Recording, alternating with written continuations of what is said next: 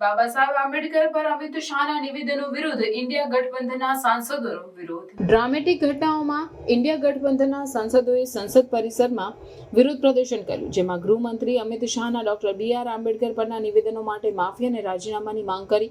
આ વિરોધ સંસદના મકર દ્વારા પ્રવેશ દ્વાર પર થયો, જ્યાં સાંસદોએ દિવાલો પર ચડીને સૂત્રો સાથે પ્લે કાર્ડ પકડી રાખ્યા. આ વિરોધમાં મુખ્ય કોંગ્રેસ નેતાઓ રાહુલ ગાંધી અને પ્રિયંકા ગાંધી વાડ્રા તેમજ DMK, RJD, ડાબેરી અને આપના અન્ય વિપક્ષી સાંસદોએ ભાગ લીધો.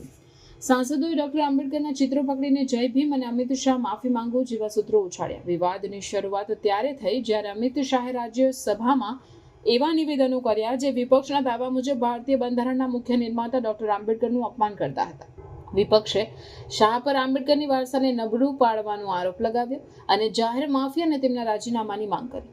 રાહુલ ગાંધીએ મીડિયાને સંબોધતા જણાવ્યું કે BJP અને RSSનો આંબેડકરની વિચારધારાનો વિરોધ કરવાનો ઇતિહાસ છે અને શાહના નિવેદનો આ પ્રવૃત્તિનો એક ભાગ છે.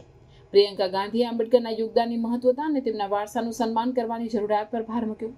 BJPએ જો કે વિરોધને રાજકીય નાટક તરીકે ખારિજ કર્યું છે અને વિપક્ષ પર શાહના નિવેદનોને રાજકીય લાભ માટે વિકૃત કરવાનો આરોપ લગાવ્યો છે. આ ઘટનાએ સંસદમાં ગરમા ગરમ ચર્ચાઓને જન્મ આપ્યો છે. શિયાળુ સત્રમાં વારંવાર સ્થગન થઈ રહ્યું છે.